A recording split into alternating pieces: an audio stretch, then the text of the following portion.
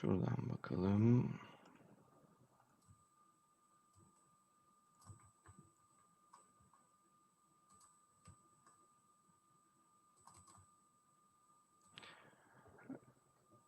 Evet, herkese merhaba. Robusto ve Baykuş Akademi olarak düzenlediğimiz yine yeni bir etkinlikte hep beraberiz. Güncel teknolojileri konuşacağız. Arkadaşlar katılmaya başladı. Aynı şekilde ben küçük bir not daha düşeyim buradan. Bu yayın Paperwork'ün YouTube kanalında da yayınlanmakta. Canlı olarak oradan da izleyebilirsiniz. Daha sonra Robusto'nun da YouTube kanalında kaydı bulabilirsiniz. Evet, bugünkü konumuz RPA, BPM, RPA, BPM işbirliği ve low code teknolojileri. Yani gördüğünüz gibi dijital dönüşümün temel taşlarını konuşacağız. Yanımızda konuklarımız var. Robusta RPA firmasından iş geliştirme ve pazarlama müdürü Neslihan Hanım yanımızda.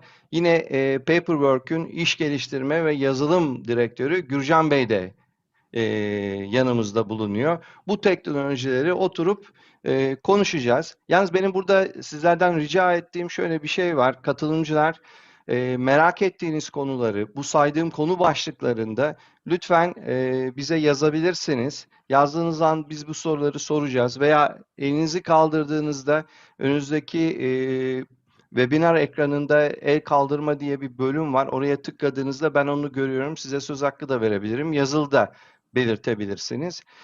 Konunun uzmanları burada. Her iki teknolojiyi de enine boyuna burada tartışacağız. Kullanım alanlarına birlikte bakacağız ve bize dijital dönüşümde ne gibi katma değerler getiriyor bu teknolojiler, bunları tartışacağız. Keyifli bir sohbet olmasını diliyorum. Şimdi sözü ilk önce bayanlardan başlıyoruz ve Neslihan Hanım'la başlayacağım. Şimdi Neslihan Hanım, biliyorsunuz bu işte robot kelimesi dilimize acayip hızlı bir giriş yaptı. Dijital Hı hı. dönüşümde ortalık robotlardan geçilmiyor. Bir sanayi robotları var. Hı hı. Bir de bu Robusta gibi sanal robotlar var. Hı hı. Geçen günkü konuşmamızda da siz de hep bizi hep karıştırıyorlar demiştiniz. Evet. Ya bizi sanayide kullanılan üretim robotlarıyla sıkça karıştırıyorlar. Hatta genelde RPA engine'leri anlatılırken de grafiklerde böyle robotlar kullanıldığı için sanırsam hemen karışıveriyor. Şu anda çünkü fabrikaların çoğu üretimlerini otomatikleştirmek için de Hı hı. robot yatırımları yapıyorlar. Bunları sanal robotlarla karıştırıyorlar. Hı Ya RPA nedir, ne değildir? hı. Hı. Biraz o konulardan bir giriş yapalım mı? Kullanıcı dinleyenlerimize biraz bilgi verelim. Buyurun. Tabii ki, tabii ki memnuniyetle. Çok teşekkür ederim Tolga Bey öncelikle Robusta'yı bizleri buraya davet ettiğiniz için. Ayrıca katılımcılarımıza da çok teşekkür ederim vakit ayırıp bizi dinlemeye geldikleri için. Ben kısaca Robusta'dan bahsetmek istiyorum. Akabinde RPA nedir tanımına gireceğim.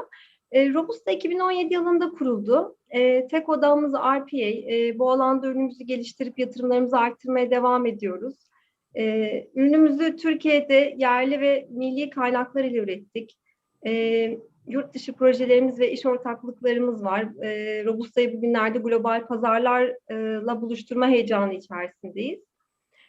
Şu anda 40 kişilik bir ekibe ulaştık. Çalışan sayımız her geçen gün artıyor. Müşteri sayımız da bu doğrultuda artıyor. Genel olarak Robusta'yı böyle özetlemek isterim. RP'nin tanımına gelecek olursak da sizin de bahsettiğiniz gibi gerçekten fiziki, endüstriyel robotlarla oldukça karıştırılıyor. Ama artık bu tanım yavaş yavaş oturmaya başladı. RPA kurum içerisinde çalışanlarınızın manuel olarak yaptığı kural bazlı, tekrar eden işlerin yazılım robotları tarafından otomatik olarak yapılmasını sağlamak üzere geliştirilmiş bir teknoloji olarak özetleyebiliriz. Uygulamalar ile herhangi bir entegrasyon gerekliliğine ihtiyaç yoktur. Tıpkı son kullanıcıların yaptığı gibi uygulamalar ile ön yüzden haberleşerek çalışırlar.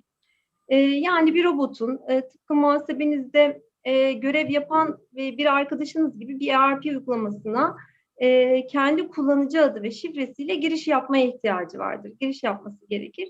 Sanal çalışanlar, dijital yaka çalışanlar olarak adlandırılıyor günümüzde.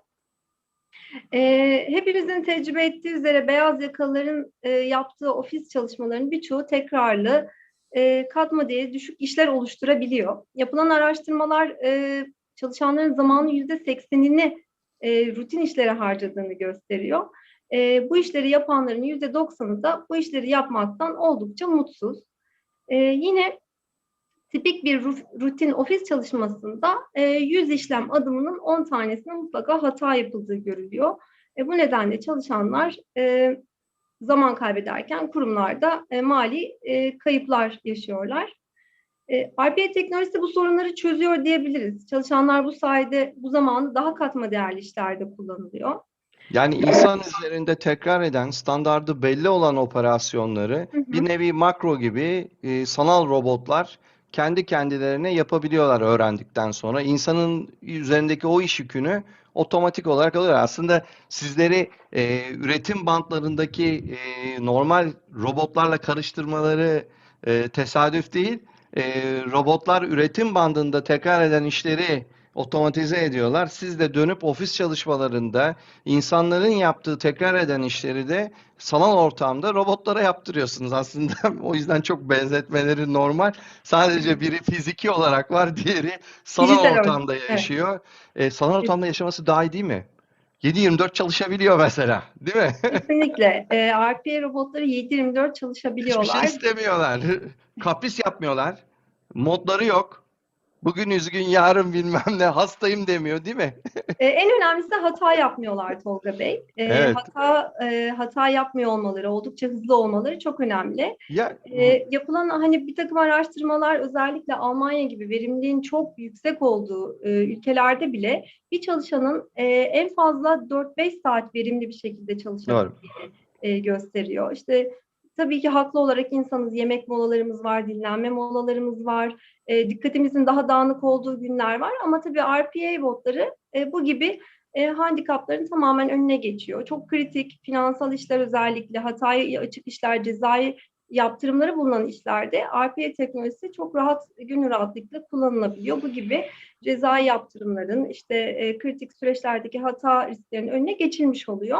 Dünyada da regülasyonun yoğun olduğu bankacılık, telekom gibi sektörlerde başladı özellikle. Orada çok yaygınlaştı. Oradaki ihtiyaçtan çıktı. Evet. Artıyor. Pandemi de bu alandaki hızlanmayı arttırdı diyebiliriz. Burada aslında bu gibi olağanüstü durumlar diyeyim, olağanüstü durumlarda insanı yedekleyebilecek çeşitli sanal çalışanların olması da kurumlar açısından bir güven teşkil ediyor diyebilirim.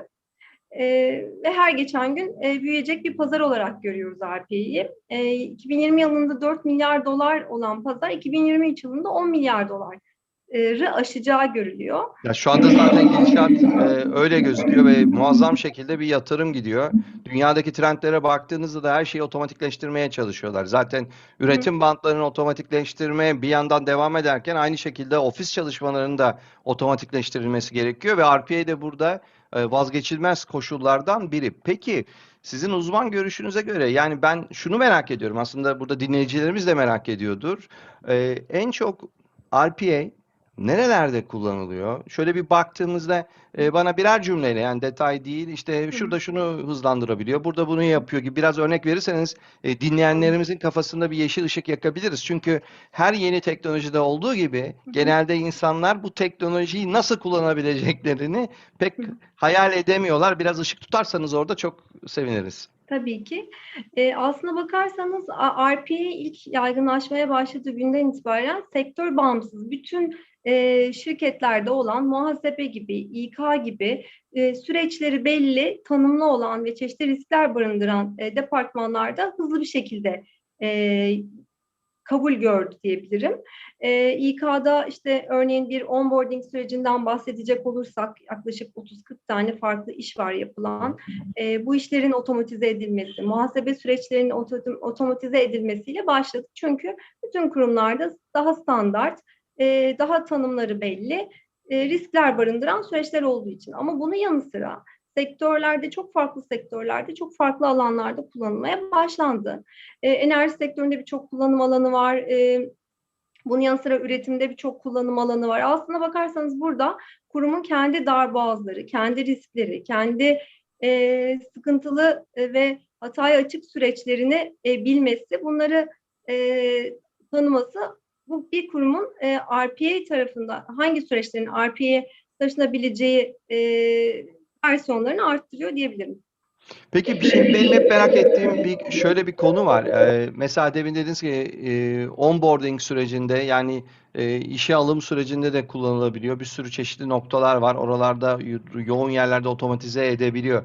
Örnek veriyorum. Örneğin bir RPA robotu bir proses sırasında SGK'ya bağlan, adamın iş girişini yap diyebiliyor diye biliyorum, değil mi? Tabii ki, tabii ki. Aslında bu muazzam bir şey değil mi? Yani düşünsenize. Normalde bunu şu anda işletmelere dönüp sorsak %99,9'u insanla yapıyoruz diyor ama burada şu anda ben bir Robusto'nun RPA engine'ini çağırıp Hı git hı. kardeşim SGK'ya bağlan bu personelin SGK girişini yap diyebiliyorum. Bu muazzam bir şey değil mi? Yani ben Türkiye'de özellikle baktığımda müşterilerde gezdiğimizde şimdi RPA teknolojini herkes çok merak ediyor. Aynı yapay zeka gibi çok hoşlarına gidiyor. Fakat kullanan sayıları az.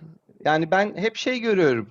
Daha çok ciddi bir pazar var. Daha firmalar, Doğru. insanlar tam anlayamamış durumdalar. Yani şöyle demin verdiğimiz örnek bile git SGK'ya bağlan veya git IT'ye Active Directory şifresini yarat, yok SAP user'ını yarat, bu adamın e-mailini yarat gibi şeyleri RPA engine'i rahatlıkla sıfır hatayla yapabiliyor. Niye ben o zaman bunu bir bilgi işlem personeline yaptırıyorum? Yani şimdi sizin fiyatlara veya pazardaki fiyatlara baktığımızda da hani bu fiyatlar öyle uçuk kaçık fiyatlar değil. Hala firmalar sanki böyle teknolojiye güvenmiyormuş gibi böyle uzaktan seyrediyorlar. Acaba ne olacak? Ya biz bunu hala elle yapıyoruz. Ya bu elle yapmak çok mu güzel geliyor? Yani sizin oradaki yorumunuz da ben bunu hep merak ediyorum. Yani böyle otomatik yapabilen sistemler var ve yatırım maliyetleri de öyle yüksek değil çünkü insan gücü çalıştırıyorsunuz. Oradaki kullandığınız insan gücünün size bir yıllık maliyetini hesapladığınızda zaten hani oldukça yüksek rakamlar çıkıyor. Bu gibi durumlarda sanal robotlar bu işi hem dediğiniz gibi hızlandırıyor, 7/24 çalışıyorlar, hata yapmıyorlar. Peki sizce niye hala tereddüt ediyorlar? Hala böyle ben hep görüyorum. Evet evet güzel bunu listeye yazdık bakıyoruz gibi bir yaklaşım seziyorum ben. De size de bir danışayım istedim. Aslına bakarsanız RP'nin beğeni kazanması ve listeye yazdık demeleri bile şu anda bizim için pozitif bir yaklaşım. Çünkü biz bu noktaya çok farklı handikaplardan geçerek geldik. RP teknolojisi adına konuşmak gerekirse. Şimdi aslına bakarsanız dediğiniz gibi bir SGK'ya işe giriş bildirgesi oluşturma, insan kaynaklarında bir e-mail hesabının açılması işlemini BT'ye mail atmak yerine, BT'ye bir task atamak yerine sanal robotların yapmış olması departmanların işlerini çok kolaylaştırıyor. Özellikle çeşitli yasal bildirimlerin yapılması gibi konularda bu ceza yaptırımların önüne geçtiğinizde, bu riskleri ortadan kaldırdığınızı düşünürsek bu süreçler oldukça önemli. Bunun yanı sıra tabii biz RPA bilinirliği ve farkındalığı kazandırmak için kurumlarda çeşitli çalışmalar yapıyoruz Tolga Bey. Öncelikli olarak içeriye kurumla bir tanışıklık elde ettikten sonra çeşitli departmanlarla toplantılar yaparak her bir departmana RPA'nin faydasını anlatmaya çalışıyoruz. Burada çeşitli eğitimler vermemiz, çeşitli workshoplar düzenlememiz çok önemli bir faktör, çok kritik bir faktör. Her bir departmana aslına bakarsanız burada bu çalışanların işini kaybetmekten çok aslında yaptıkları işi daha güvenli bir şekilde yapmaları, sorumlulukları altındaki işleri çok daha güvenli ve sorunsuz bir şekilde RPA ile halledebilmeleri ne imkan olduğunu anlatmaya çalışıyoruz. Yani farkındalık, RPA bilinirliği farkındalığı kurumların Yavaş yavaş artıyor. yönetimleri tarafından oldukça fazla şu anda. Ancak daha iş birimi bazında bu işi anlatmaya çalışıyoruz. İş birimlerine bu RPA teknolojilerin kendilerine olan katkılarını anlatmak üzere çeşitli workshoplar düzenliyoruz. Bunlar da oldukça başarıya ulaşıyor. Bizim birebir temas ettiğimiz iş birimleri ilk birkaç görüşmeden sonra kapılarını açıyorlar. Süreçlerini nasıl diyeyim önümüze döküyorlar ve RPA'ye dönüştürme, RPA'ye geçirme konusunda çalışmalarımız başlıyor. Ama dediğim gibi bu eğitimler, birebir görüşmeler, workshoplar aslında RPA'nin faydasını doğru anlatmak çok önemli. Burada şimdi birkaç tane soru var. Katılımcılarımızdan geliyor. Hemen onları kısa kısa size de paylaşacağım. Özellikle şikayet yönetimi tarafında yazılı dilekçelere cevap olarak RPA kullanılabilir mi? Bunun örnekleri var mı diye sormuş bir izleyicimiz. Yani yazılı olarak işte çeşitli kanallardan gelen, işte herhalde sosyal medyadan gelmiş, Var. e-postayla gelmiş. Buradan RPA kullanarak bir işlem yapabilir miyiz mi diye sormuş. Zaten bunun proses bacağı da olduğunda Gürcan Bey'e de cevap hakkı doğuyor. Oraya geri geleceğim. Tamam. Birinci soru bu. İkinci soru, bu da güzel bir soru. Personel yerine mi RPA kullanıyoruz? Rasim Bey sormuş, Rasim Kara. Personelin yanına mı RPA koyuyoruz diye. Siz zaten küçük bir cevabını vermiştiniz. Yani kişi yerine değil, kişinin yaptığı iş bazında bakmak gerekiyor diye. Üçüncü soru, işlem adetlerinin düşük olduğu firmalarda RPA kullanımı feasible mı? Hani bizim Türk milleti zaten her zaman ilk soracağı bu feasible mı? Neye göre feasible? Tabii iyi bakılması gerekiyor. Şimdi bir şikayetten önce isterseniz hemen kısaca bir bilgi verin. Şikayet yönünden yazılı e, gelen işlemlerde kullanabiliyor muyuz RPA'yı? Tabii kullanabiliyorsunuz. Yani örnek vermek gerekirse bizim müşterilerimizden bir tanesine e-tebligat işlemleri Evet, güzel bir örnek. RPA ile çözülüyor. Bildiğim kadarıyla güncel robot bilgisi olmayabilir ama iki robot e-tebligatların karşılanması, iki robotta işlemlerin yapılıp cevap yazılarının yazılması konusunda kullanılıyor. Ama bunun yanı sıra şikayet yönetimi, müşteri şikayetlerine verecek cevaplar vesaire gibi konularda tabii ki RPA'ler çok rahatlıkla kullanabilir diyebilirim. Burada ben bir şey soracağım. Demin dediniz ya bir robot, iki robot. Bunların isimleri yok mu? İsim vermiyor muyuz? Ne yapıyorsunuz? Ee, Çalıştığımız kurumlar aslına bakarsanız kendi isimleriyle, markalarıyla, logolarıyla paralel olacak Peki şekilde isimlendirme bu yapıyorlar. robotların İK'da temsilcisi var mı? Bunların insan çalışma hakları ne? Ee, Neslihan şaka yaptım, korkma. Amerika'da Amerika'da robot hakları diye bir şeyler Değil mi? konuşmaya başlandı Tolga Bey. Bu aslında şaka bir yana bunun bir gerçekliği var. Yaygınlaşmaya başladıkça böyle enteresan konularla da karşı karşıya kalacağız. Yakında bunlar sendikaya da katılır. RPA sendikası kurup bütün robotlar oraya gidebilir. Dikkatli olmak lazım. Yazarken dikkat edelim. Peki o zaman RPA'nin özellikleri açısından söylemeyi unuttum. Başka bir şey daha var. RPA'ler yaptıkları 7-24 çalışırlar ve yaptıkları işten şikayet etmezler diyeyim. Evet, hiç şikayetleri yok. Modları yok ya. Bugün ben üzgünüm, bugün mutluyum ve bugün canım gezmek istiyor. Güneşi gördüm, dışarı çıkmak istiyorum. Bakın öyle şeyleri hiç yok. Kendi bulundukları dijital ortamı çok seviyorlar. RPA'lere yapay zeka teknolojileri her geçen gün ekleniyor. Çok Evet. farklı teknolojilerle donatılmaya başlanıyor. Tolga Bey, ben sözümü geri alayım. Yakın zamanda şikayet edenler de olabilir bu yapay zeka Yapay sayesinde. zeka kontrolden çıktığında zaten Elon Musk'ın öyle bir şeyi var. Bu yapay zekayı kontrol edemeyeceğiz. İşte bunu geliştirmek, durdurmak lazım gibi arada bir böyle dokundurmalar yapıyor. Şimdi deminki sorulara yeni bir soru daha geldi Özgür Bey'den, Özgür Genç'ten. Farklı sigorta şirketlerinin portallerinden teklif almak için RPA kullanılabilir mi? Zaten RPA'nin en çok kullanıldığı alanlar böyle farklı web sitelerinden çeşitli verileri toplayıp Evet. raporlayıp bunu da belli şeyde şu kişilere mail atlayıp sabah geldiğinizde her şey önünüze hazır olarak gelmesi diye biliyorum. Buyurun. Tabii aslına bakarsanız web scraping dediğimiz yöntemle internet üzerinden veri toplamak, bilgi toplamak aslında bu işin genel adı, genel tanımı. Burada rakip fiyat ürünlerini de toplayabilirsiniz.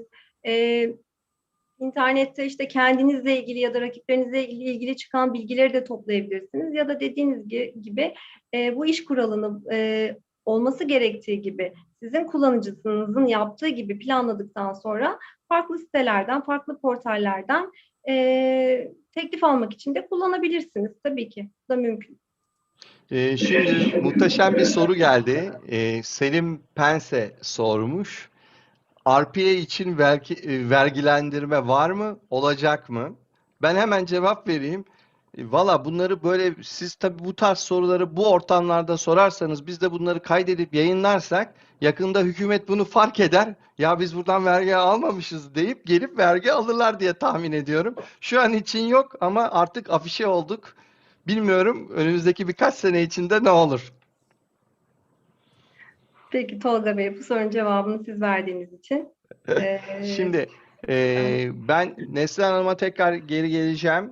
Şu anda Gürcan Bey'e de bir söz vereyim. Şimdi ilk başta konumuz RPA, BPM ve low code, no code konularıydı. Şimdi biraz da BPM ile ilgili bilgi alalım Gürcan Bey'den. BPM nedir, ne yapıyor? Bu dijital dönüşümdeki stratejik önemi nedir? Daha sonraki soru setinde de zaten RPA ve BPM yan yana geldiğinde ne oluyor? Onu konuşacağız. Evet Gürcan Bey, BPM dijital dönüşümde nasıl kilit bir rol oynuyor, neler yapıyor ve biraz siz de ondan bilgi verirseniz çok seviniriz. Şimdi BPM'e başlamadan önce ben RPA konusunda okuduğum bir makaleden örnek vereceğim. Makale özetle şunu söylüyor. Biz diyor yıllarca diyor mavi yakalının tepesine çöktük diyor.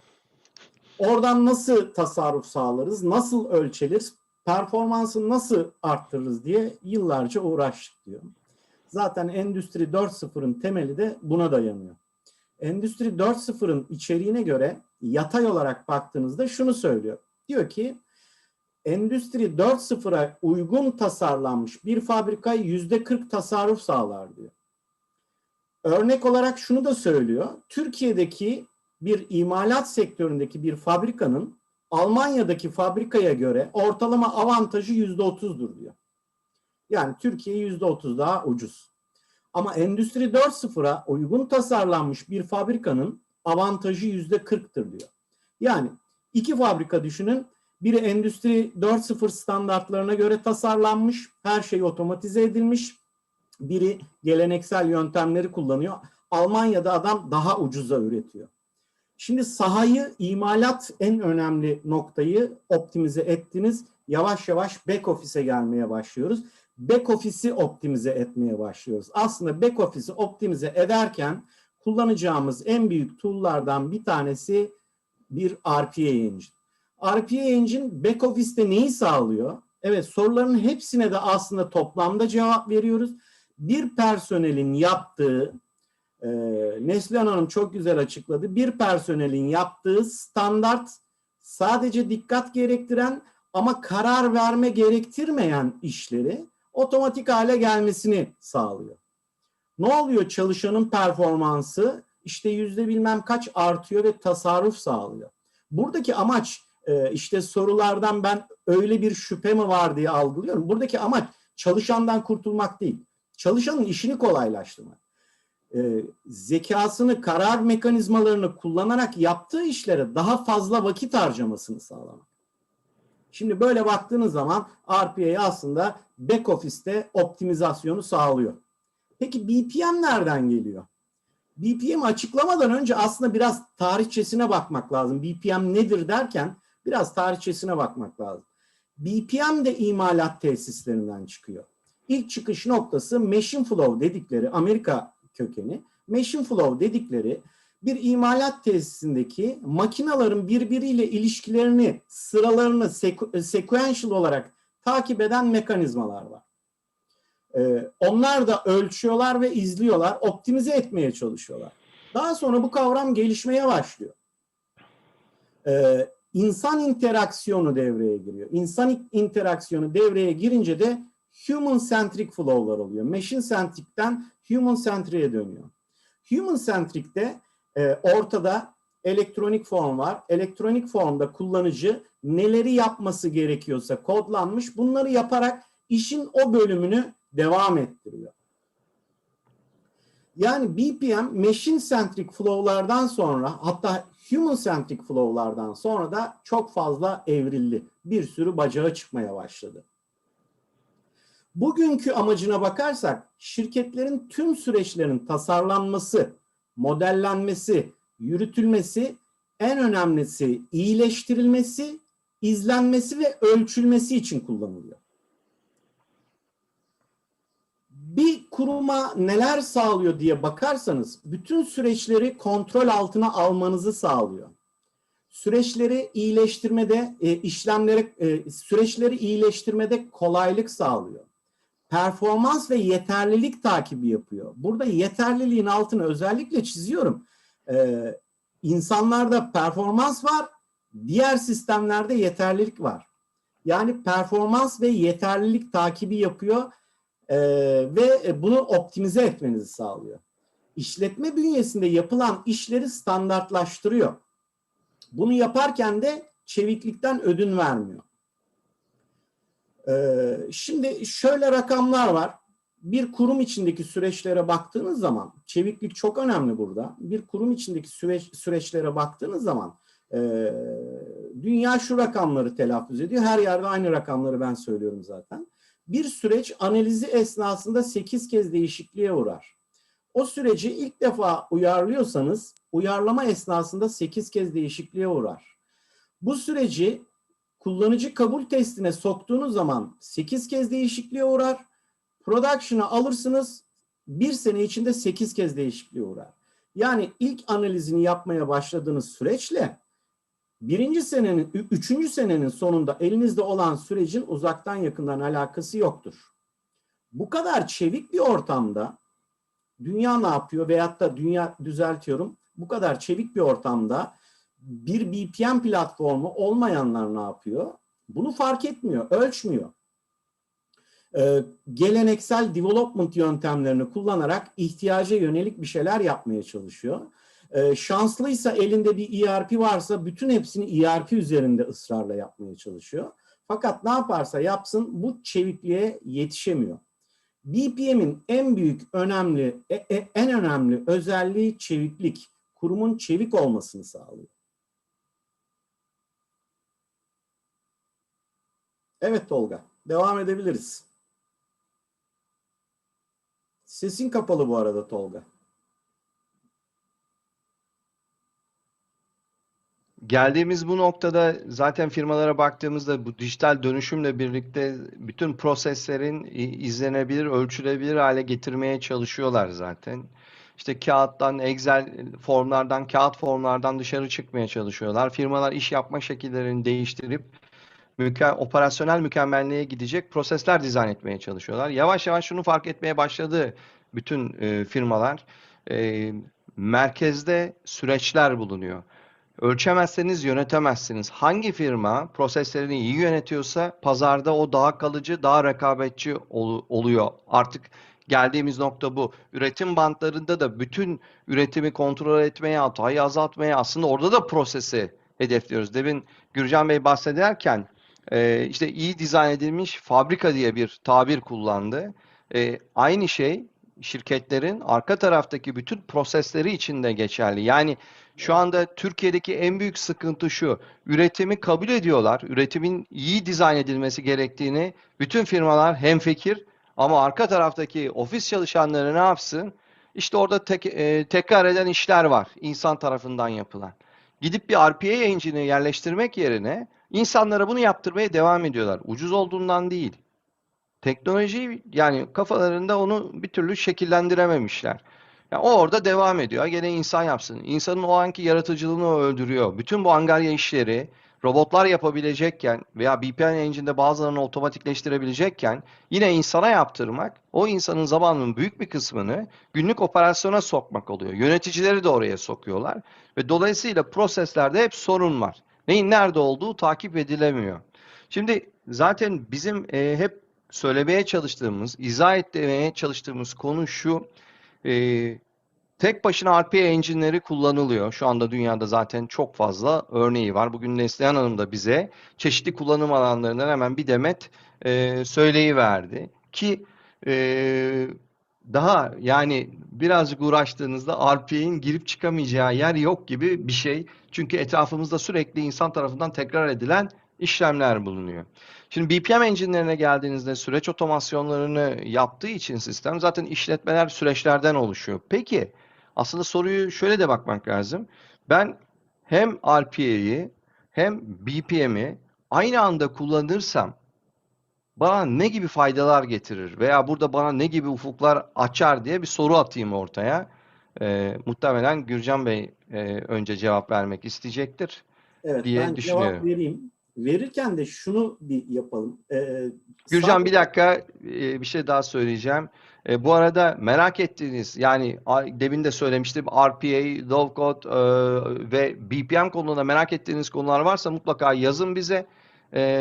Bütün sorularınıza cevap vermek üzere buradayız. Konunun yetkili arkadaşları burada. Hemen cevap verebilir durumdayız. Evet Gürcan Bey, buyurun.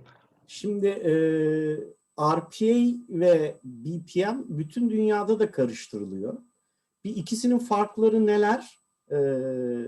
Veyahut Çok da iyi olur. nasıl oluyor? Bir onu konuşmaya çalışalım. Şimdi ilk önce kullandıkları teknolojilerden bakalım. RPA bir yazılım teknolojisi. Bir çalışanın yapması gereken rutin, monoton işlerin tamamının yapılabilmesi için yapılandırılmış botlardan bahsediyoruz.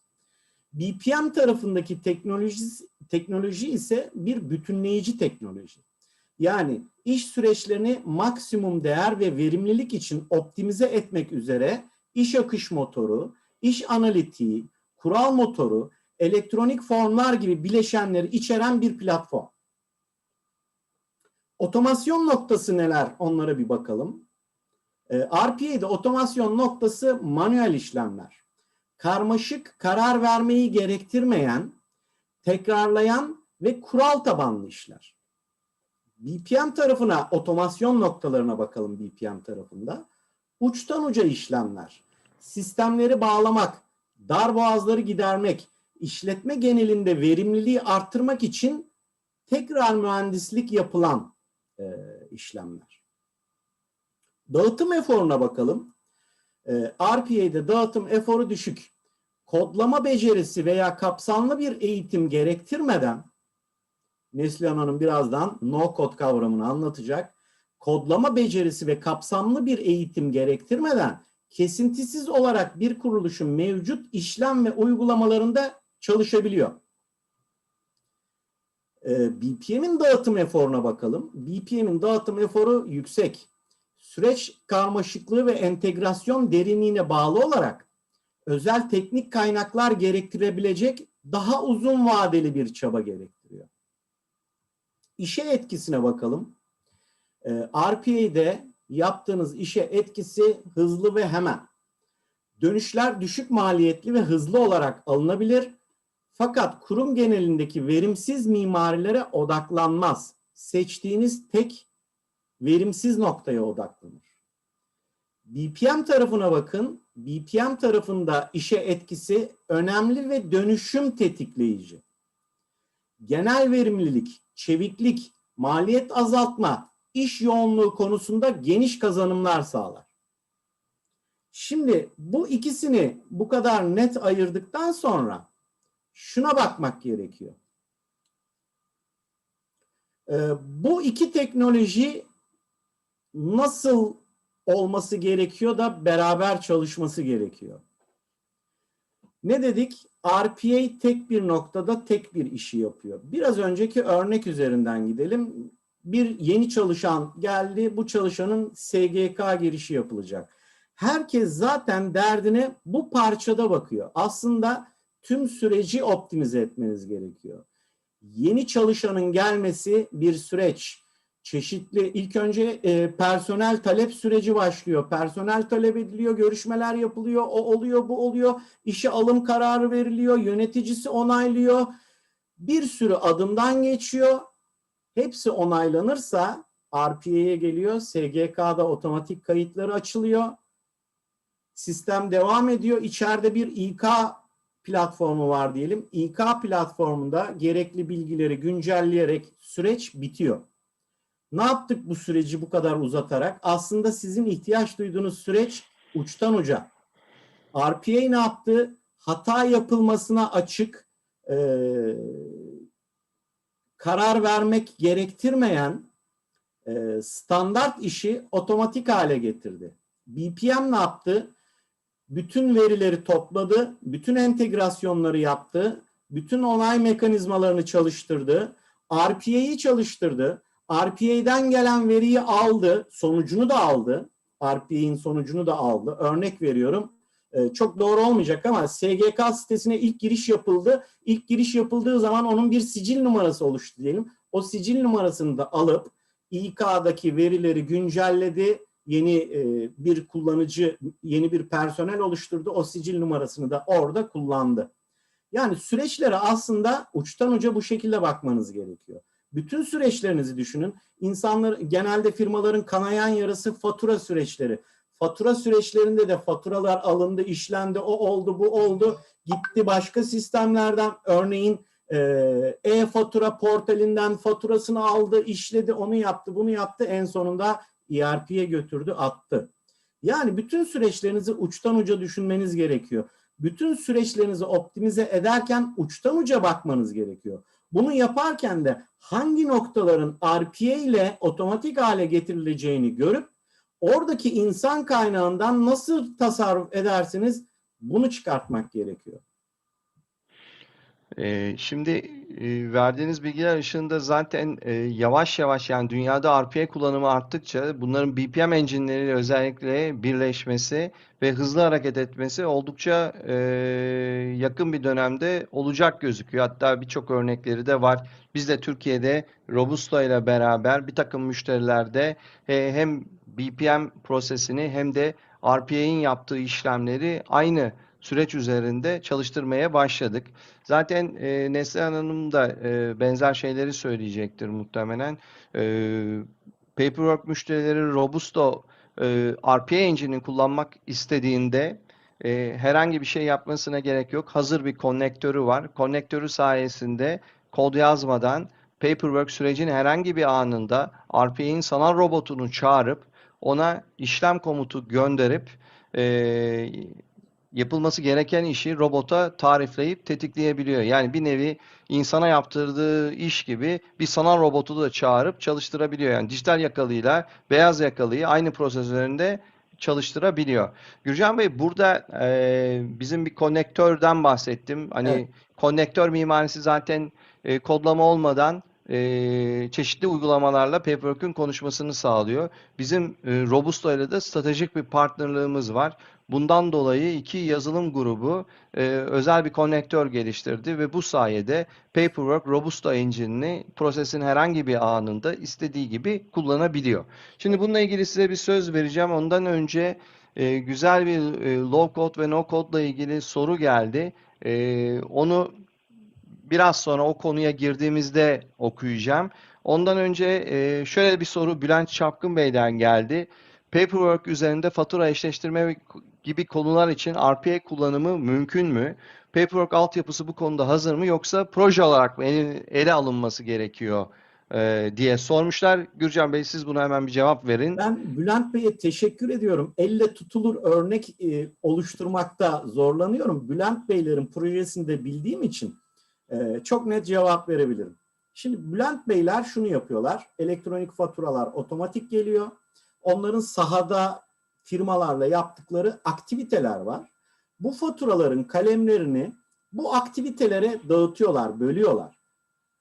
Ve bunları kullanıcılar yapıyor.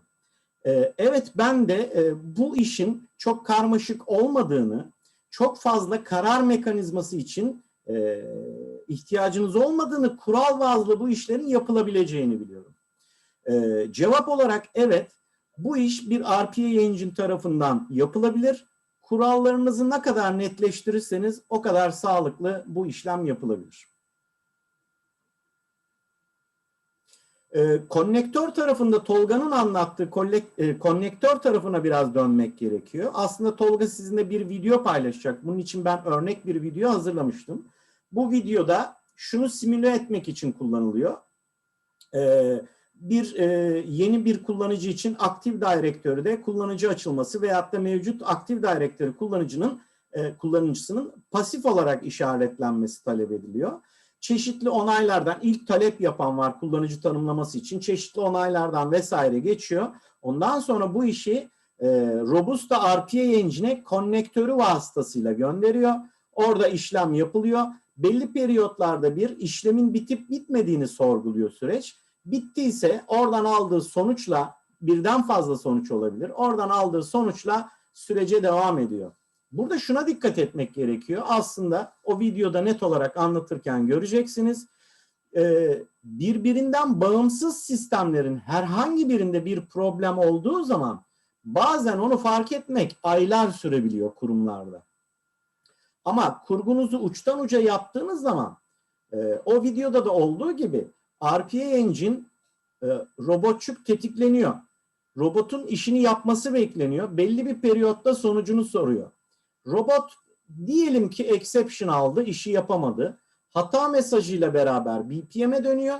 BPM onu, paperwork onu hata mesajındaki kurgu neyse işte şu kullanıcıya gitsin diye o kullanıcıya gönderiyor. O kullanıcı ne hata varsa onu çözümlüyor. Ondan sonra sistemi tekrar tetikliyor ve süreç kaldığı yerden devam ediyor.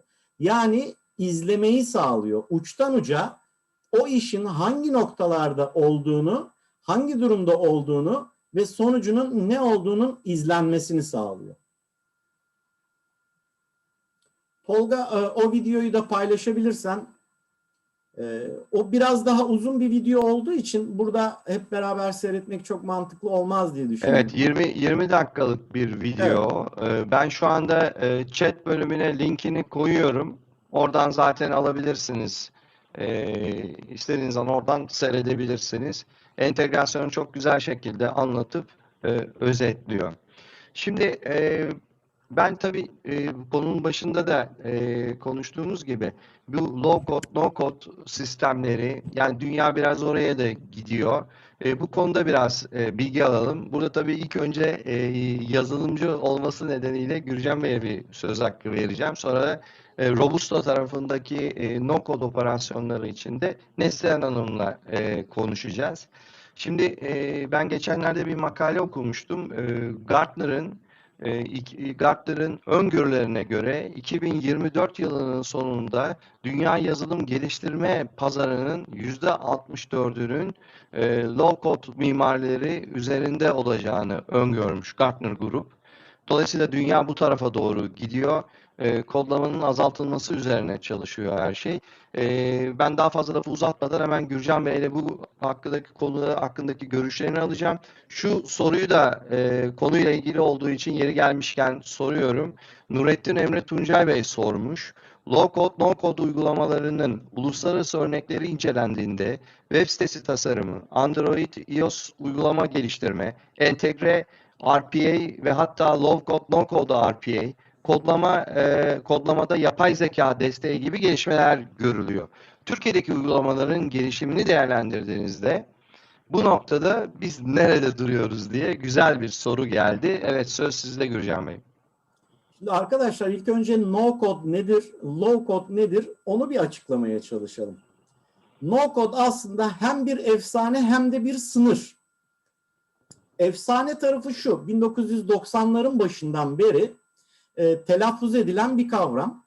O zamanlar işte daha çocukların böyle sürükle bıraklarla küçük programcıklar tasarlaması için geliştirilen platformlar vardı.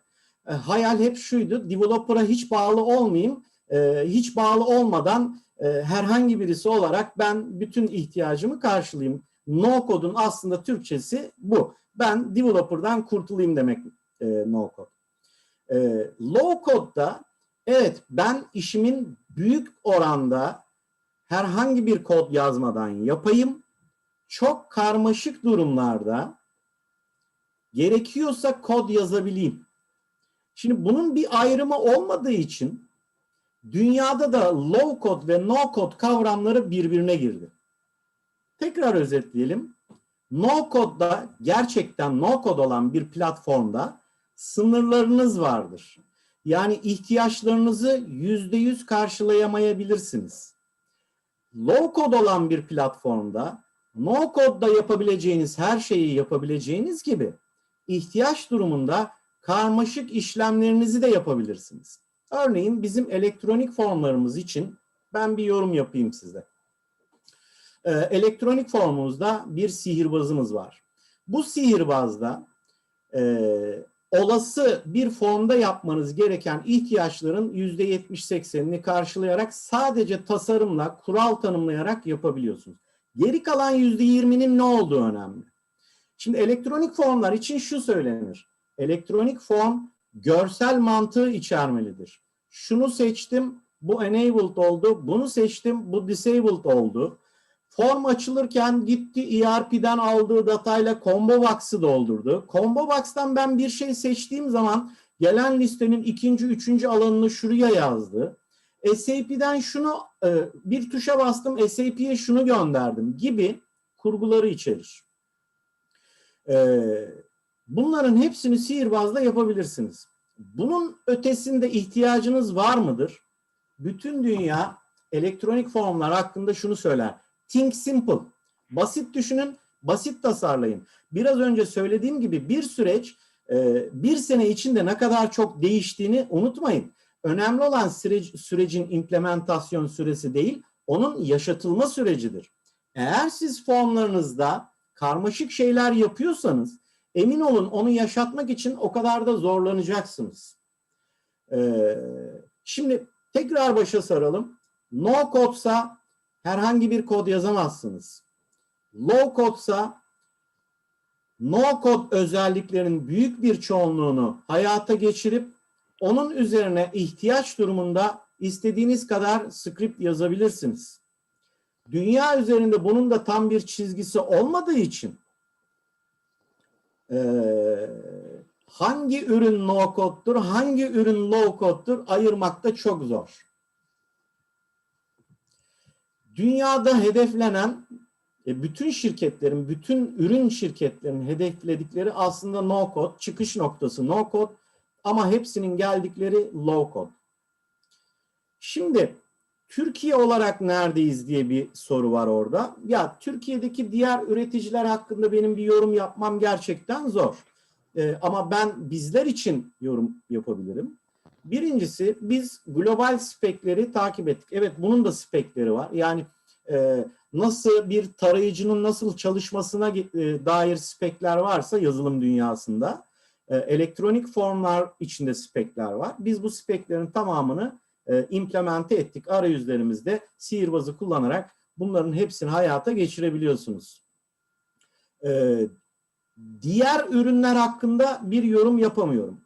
Ama bizim platformumuzda bizim sağlamaya çalıştığımız şey şu.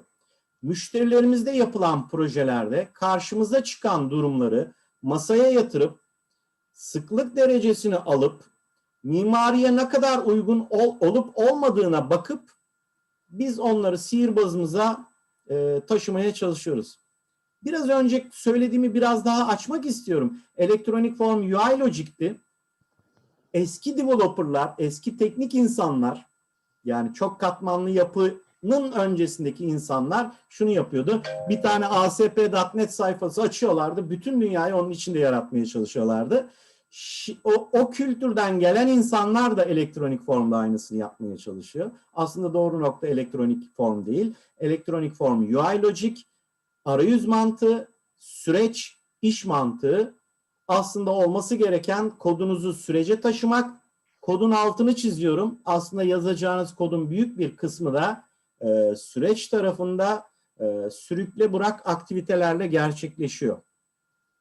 Bir tane süreyle ilgili de örnek verelim. Süreç kavramına ne kadar karmaşık baktığınızla alakalı bütün herkesin bildiği, kullandığı, ilk etapta hemen uyarlamaya çalıştığı süreçlerden bir tanesi de izin talep sürecidir.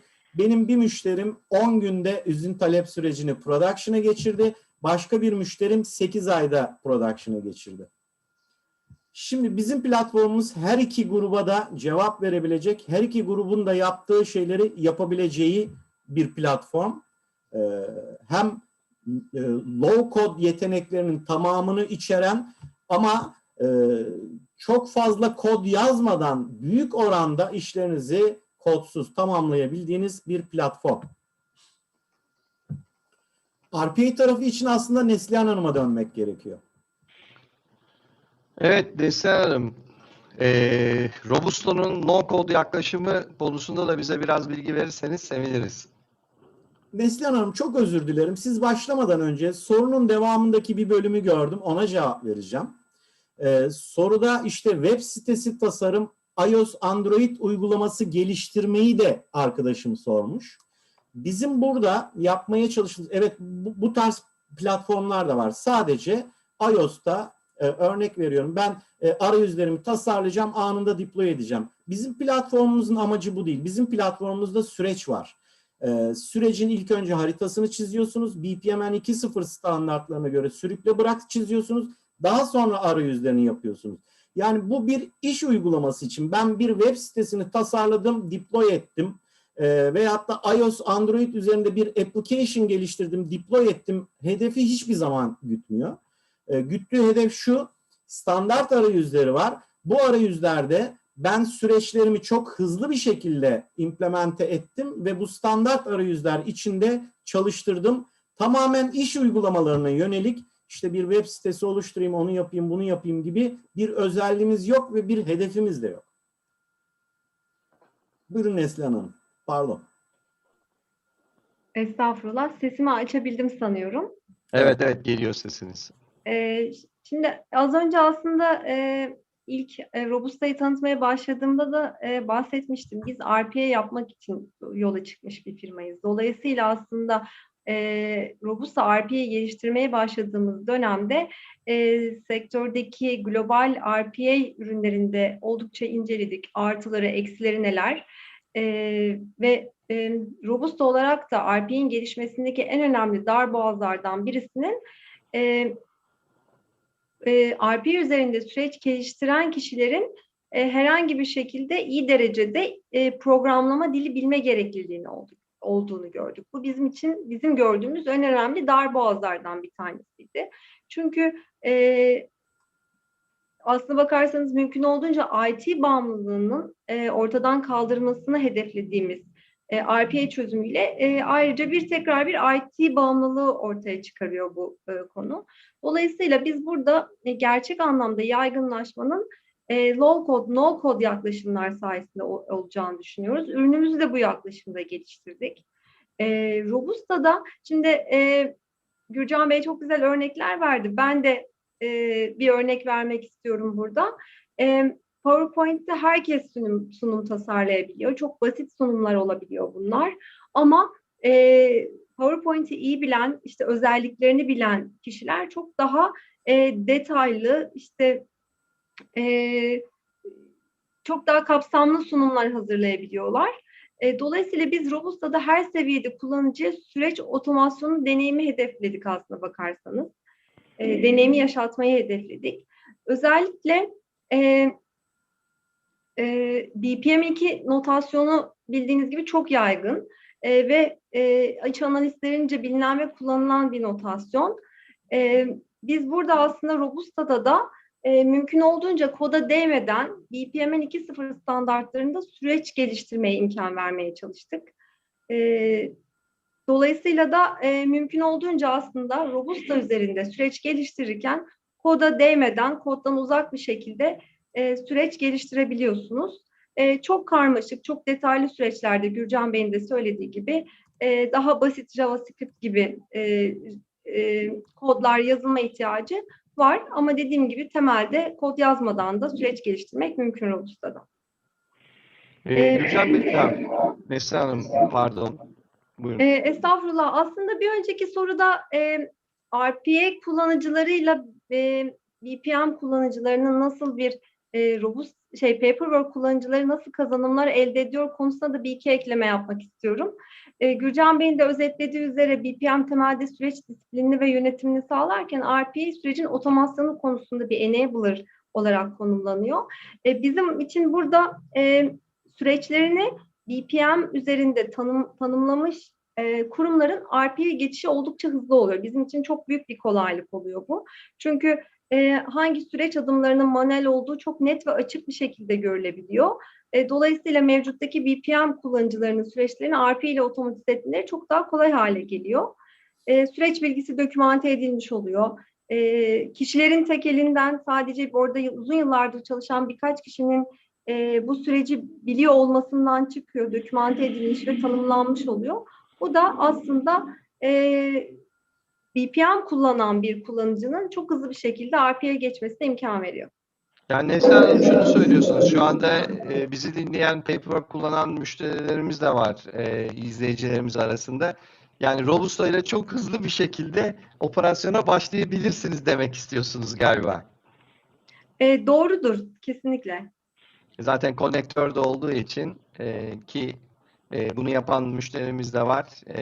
Biz Uludağ İçecek'te Robusta ile birlikte hem prosesleri hem de RPA'de yapılan işleri aynı süreç üzerinde çalıştırmaya başladık ki yakında ona yeni örnekler de ekleyecekler. Orada bir soru daha var. Onu cevaplamak istiyorum ben. Tabii ki. Nurettin Bey'in bir sorusu var. Şöyle bir senaryoda ne yapabiliyoruz demiş. İşte web sitesi tasarımı ile kurum dışı kişilerce yapılacak başvuru, talep, şikayet gibi girişlerin sürecin ilk adımı olacak şekilde konumlandırmak, bunu oluşturmak mümkün mü diyor. Tabii ki mümkün. Birincisi Paperwork'ün bir geliştirme katmanı var.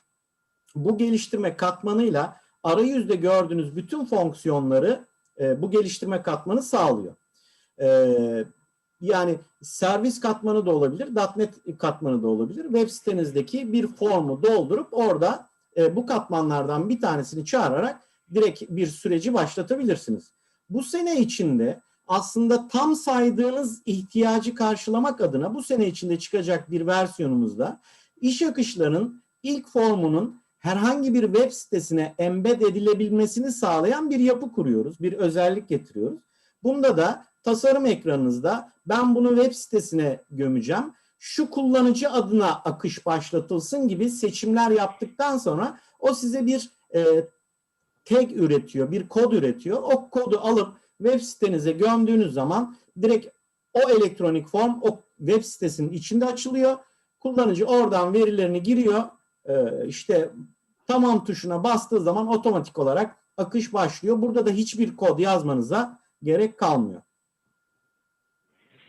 Evet, benim burada merak ettiğim konulardan biri, yani hem Paperwork tarafı hem de Robusta tarafı eğitimlere çok önem veriyor ve pazara hem BPM konusunda hem de RPA konusunda çeşitli yeteneklere sahip yetişmiş iş gücü yetiştirmeye çalışıyor ki bu işler çok daha kolay ve hızlı da yapılsın diye.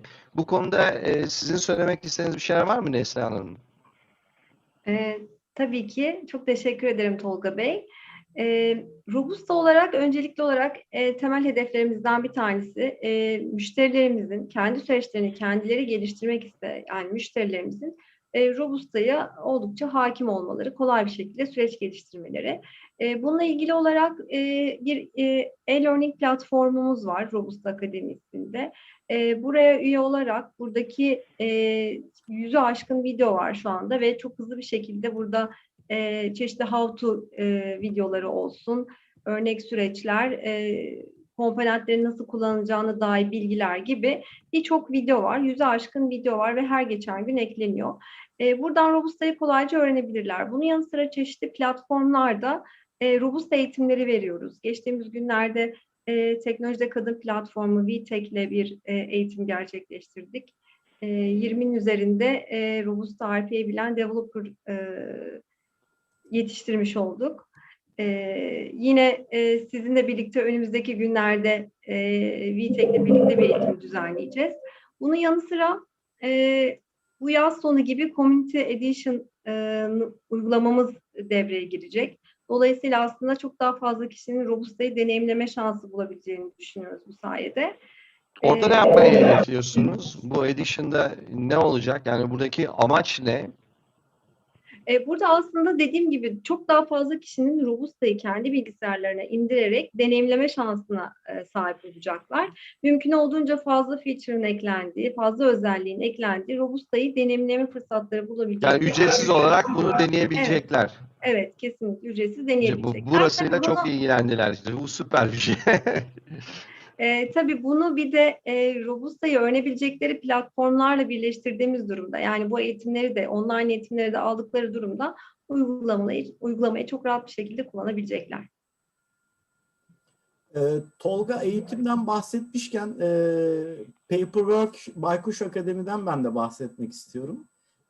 Şimdi Paperwork Baykuş Akademi tam bir transformasyonun ortasında. Ağustos ayında çok farklı bir modelle eğitimlere başlıyoruz. Orada Neslihan Hanımların da bir session'ı var.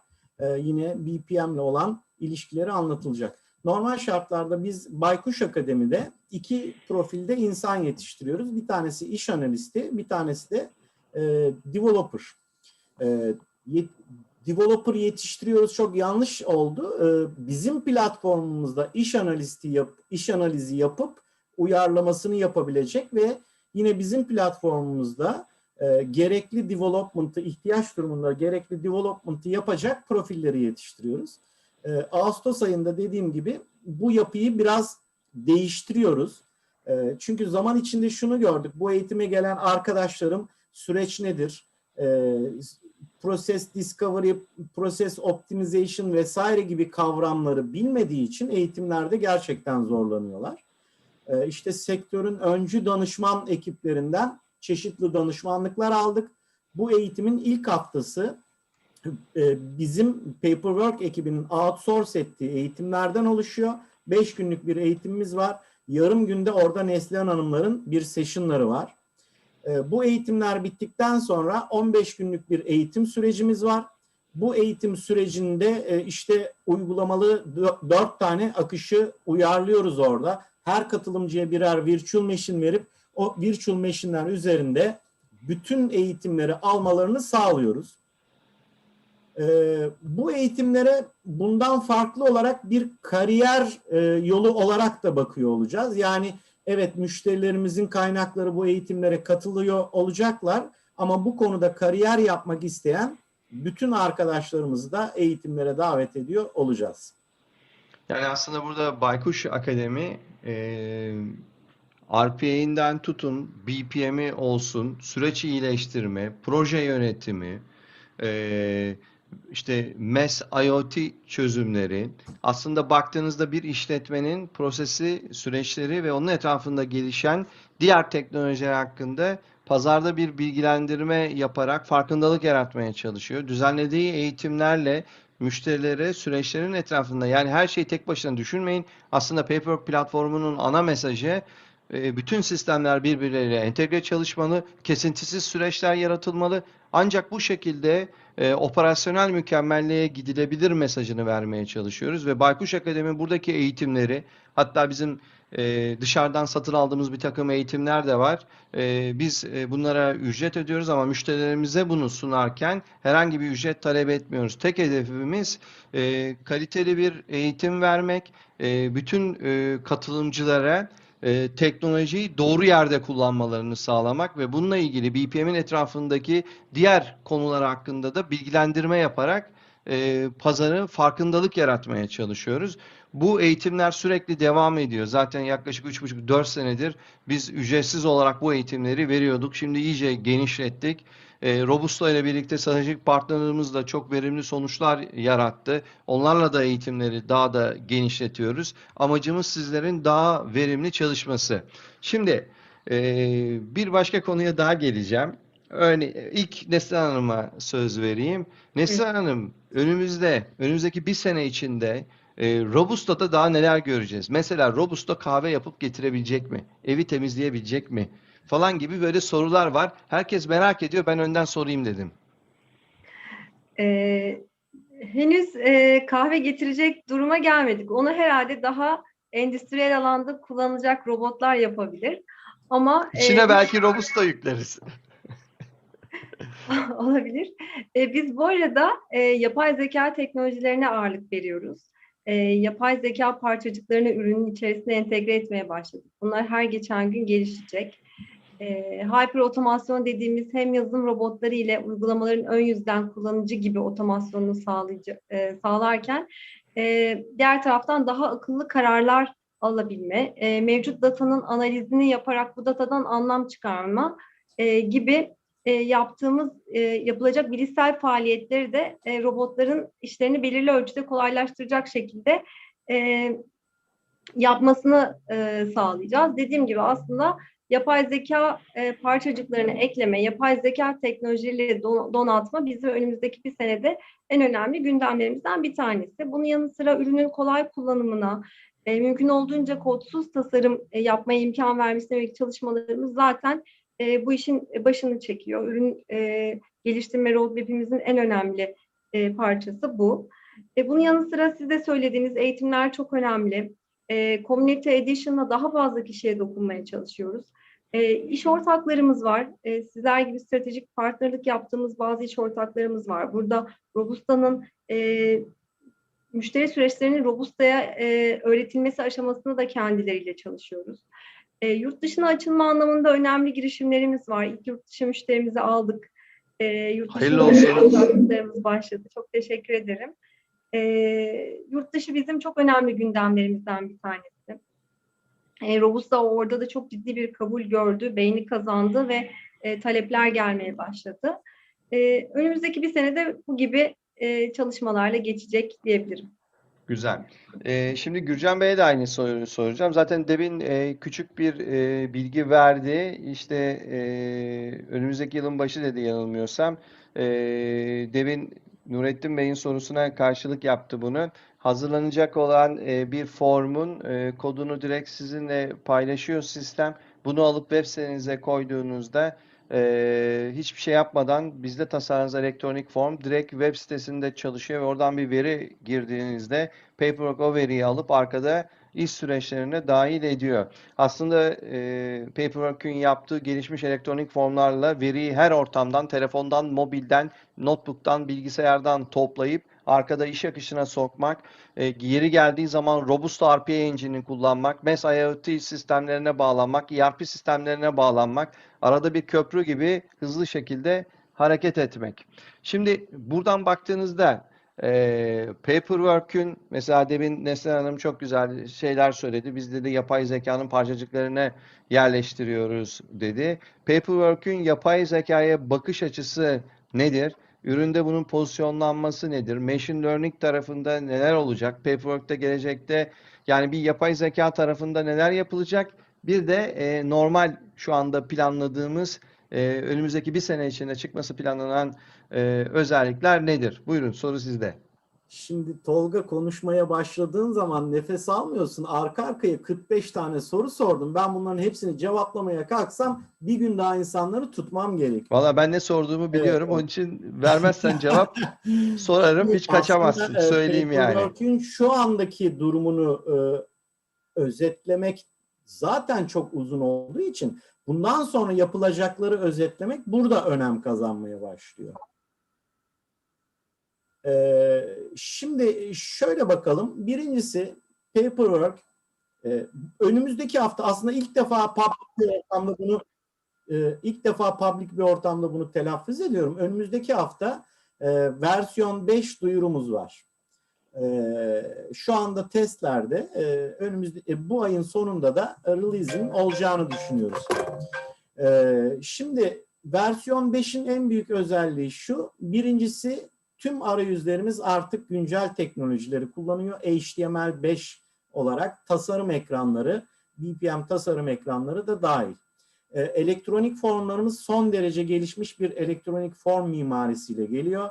Responsive, drag and drop'la, sürükle bırakla bütün formlarınızı çok rahat bir şekilde tasarlayabiliyorsunuz.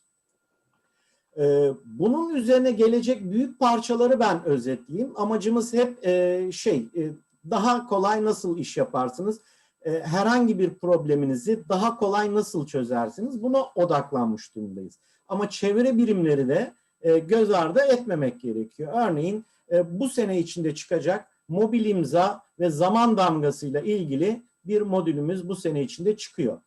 SMS gönderimiyle ilgili bir altyapımız geliyor. Aslında versiyon 5.0'la beraber multi-factor authentication için SMS doğrulama da yapıya geliyor ama iş akışlarında aktivite olarak kullanmak için SMS yine bu sene içinde geliyor olacak. Elektronik formlarda çok büyük değişiklikler var, gelişmeler var, ekler var. Örneğin elektronik formların üzerinde barkod okuma, kare kod okuma, video oynatma, ses çalma, ses kaydetme, HTML editör kullanma gibi bir yığın nesneyi herhangi bir development yapmadan sürükle bırakla kullanabiliyorsunuz.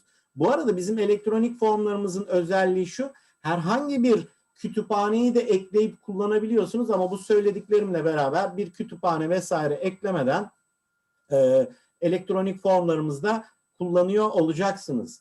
Yine çıkan büyük bir modülümüz var. Bunun çalışması çok uzun süreden beri devam ediyor. Bildiğiniz gibi Paperwork aynı zamanda bir ECM, doküman yönetim sistemi. Doküman yönetim fonksiyonları da çok gelişmiştir. Arşivlenen dokümanlar üzerinde KVKK kapsamındaki bilgilerin otomatik maskelendiği bir yapı geliyor. Serbest yazı bir dokümanınız olduğunu, bir Word dokümanınız olduğunu düşünün. İşte onun KVKK kapsamında işte kullanıcı bilgileri, lokasyon bilgileri, kan grubu gibi bir dizi standart bilginin otomatik olarak maskelenmesini sağlayan, yetkisi olan kullanıcının açık gördüğü, yetkisiz kullanıcının da maskelenmiş şekilde gördüğü AI destekli, yapay zeka destekli bir modülümüz çıkıyor. Bir konu daha önemli, bizi heyecanlandıran konulardan bir tanesi, süreç tasarımındaki problemlerden bir tanesi de süreçlerin bütün senaryolarda testlerinin yapılması.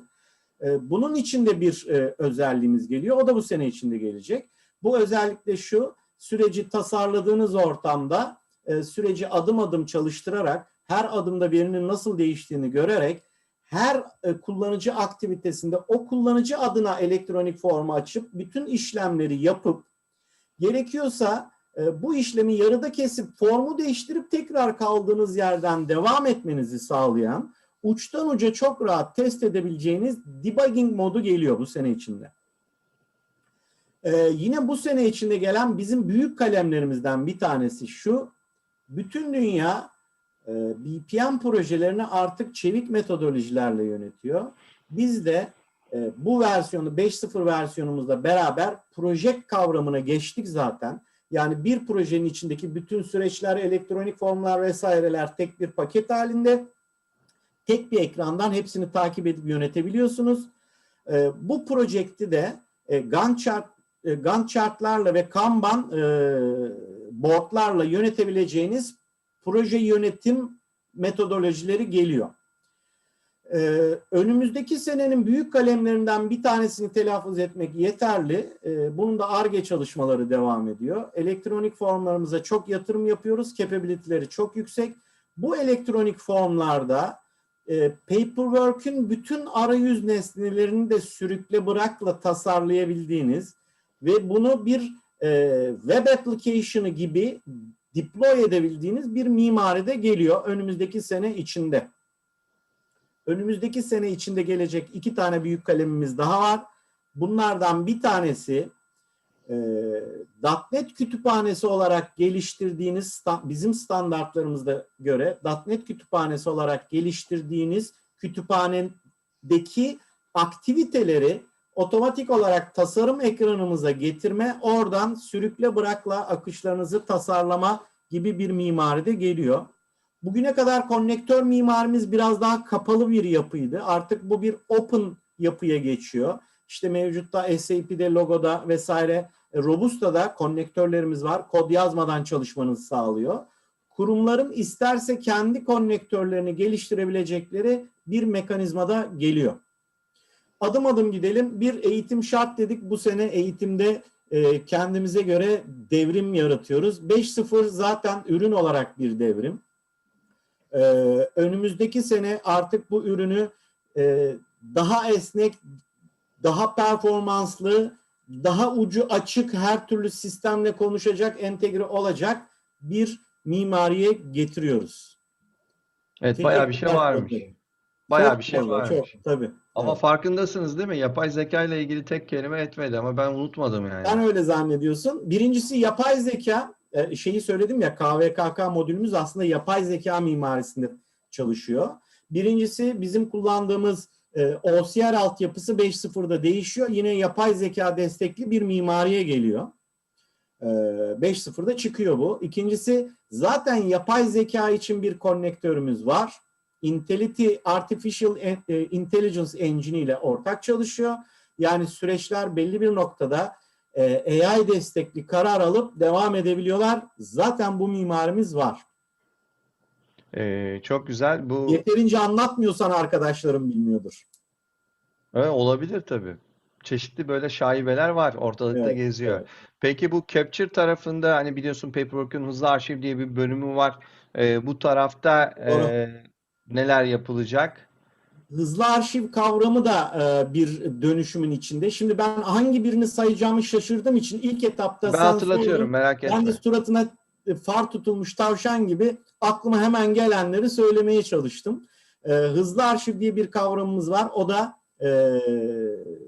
değişiklik gösteriyor. Birincisi HTML5 ekranlarla çıkıyor. HTML5 ekranlarda toplu batch gelen dokümanları alıp indeksleyip arşivleyebiliyor olacaksınız. Önümüzdeki sene içinde buna AI desteği ile belge ayrımlama ve veri yakalama özellikleri geliyor.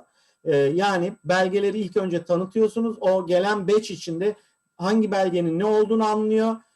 Bunları alıp otomatik olarak indeksleyip arşivliyor veyahut da bir operatörün önüne getirerek operatörün onayıyla beraber arşivlenmesini sağlıyor olacak. Çok güzel. Bayağı bir şey yapılıyormuş. Şimdi Neslihan Hanım, Merve Hanım bir şey sormuş. Ben yeni mezunum ve tam da konuştuğumuz konular. RPA alanında kendimi geliştirmek istiyorum.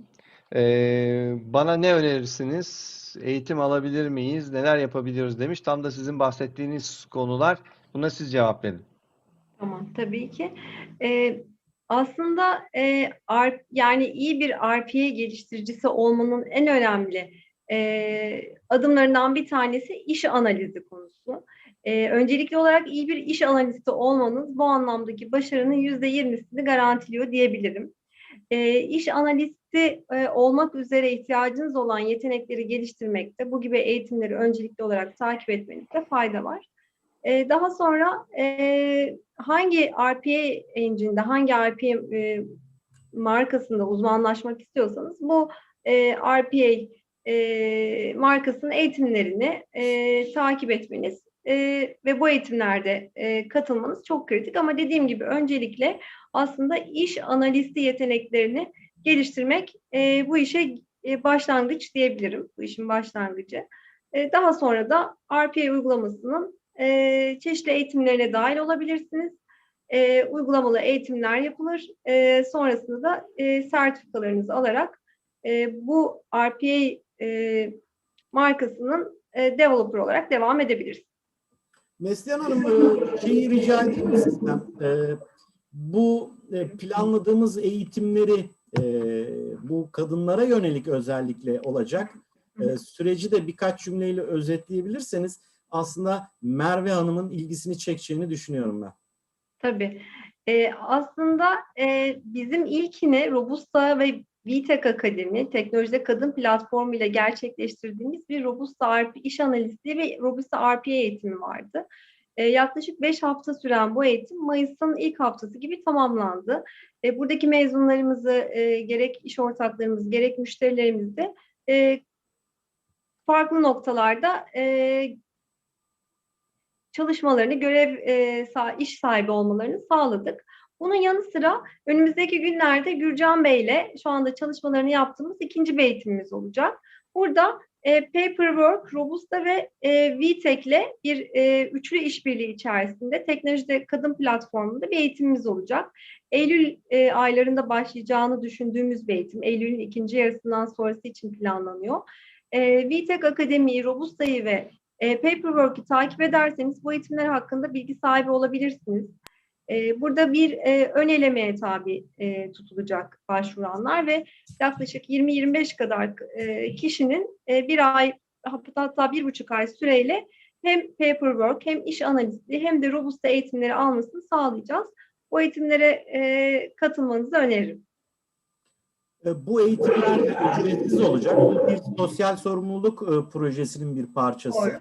Doğru. Buradaki hedefimiz de kariyerini bu konuda seçen arkadaşlarımı iyi bir şekilde eğitebiliyor olmak.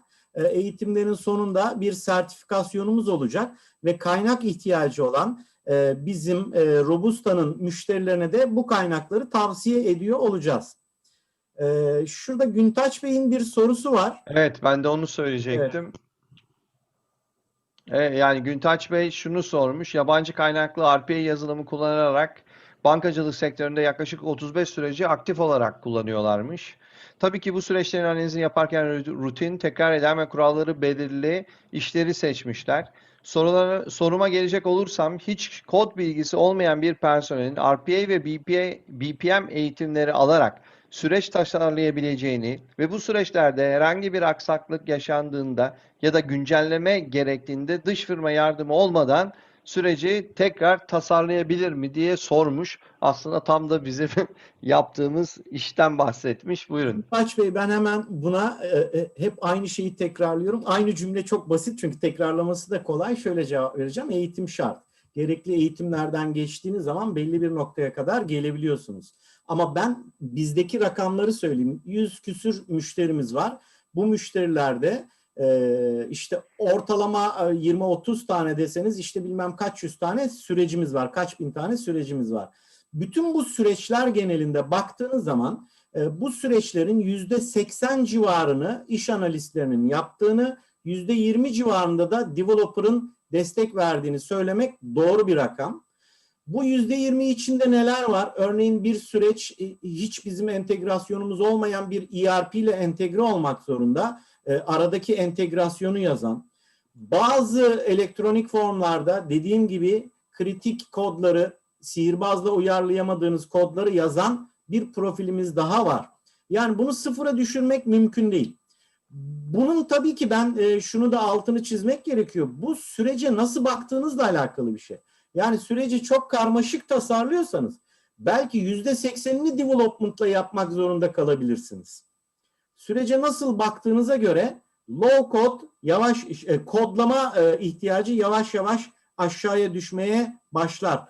Ama bir BPM'in temel yeteneklerinden bir tanesi entegrasyondur. İçerideki bütün sistemlerinizle entegre olması gerekir. Entegrasyonu düşünüyorsanız sıfır kodlama diye bir kavram yoktur. Ben de şöyle bir ekleme yapabilirim bu soruya. Tabii ki bu ilk günden çok çok mümkün gözüken bir şey değil. Gürcan Bey'in dediği gibi bu işle ilgili eğitimlerin alınması, belirli adetlerde sürecin tasarlanmasından sonra çok daha rahat ve kolay hale gelebiliyor. Bunun yanı sıra biz bu ürünlerin üreticisi olarak her zaman buradayız. Herhangi bir destek ihtiyacınız olduğu zaman bizim bünyemizde bulunan RPA danışmanları müşterilerimize çok hızlı bir şekilde takıldıkları noktada yardımcı oluyorlar. Diğer bir konuda aslında RPA'de süreçlerinizi daha küçük parçalar halinde otomatize ederseniz çok daha başarılı sonuçlar alabileceğinizi düşünüyorum. Dolayısıyla bu da bizim önerilerimizden bir tanesi olur.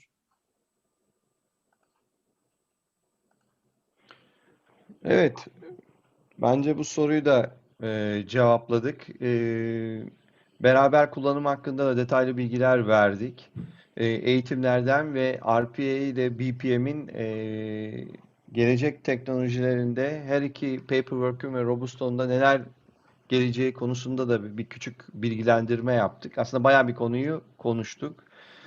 Burada benim de son olarak ekleyeceğim, zaten bizim RPA ile yan yana durmamızın temel nedeni, zaten dünyadaki trendlere de baktığınızda BPM ve RPA artık ayrılmaz bir bütün olarak gözüküyor ve birbirini tamamlayan çok kuvvetli iki teknolojidir bunlar.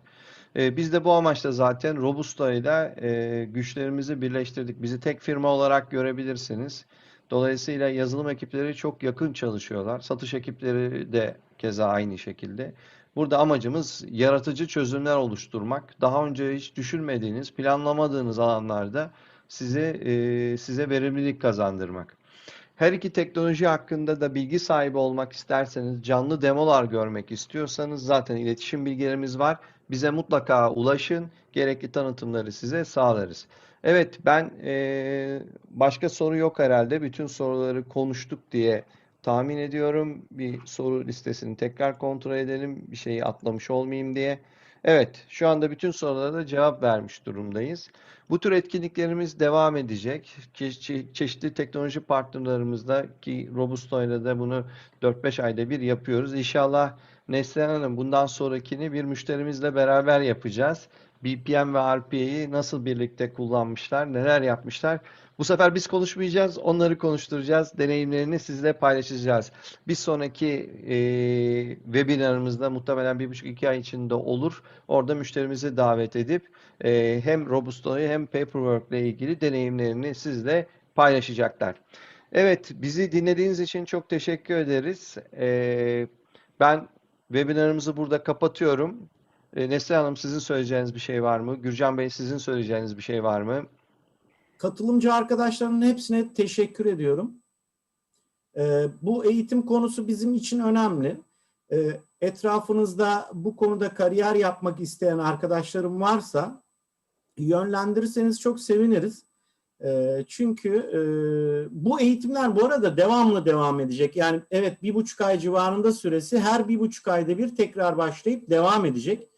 Bu konuda kariyer yapmak isteyen arkadaşlarım varsa yönlendirebilirsiniz. Eğitimler tamamen ücretsizdir. Evet, Ben de Neslihan Hanım. katılan herkese çok teşekkür ediyorum. Tolga Bey, müşterimizden de sözünü aldık. İnşallah dediğiniz gibi 1,5-2 ay sonra bir Paperwork Robusta işbirliğinin realize olduğu bir müşterimizde Ne anlama geldiğini çok anlatacağım. daha detaylı bir şekilde anlatacağız. Çok teşekkür ederiz herkese tekrar. Biz herkese teşekkür ederiz. Neslihan Hanım'a da çok teşekkürler. Gürcan Bey'e de. Bu webinarın kaydı şu anda YouTube kanalımızda bulunuyor.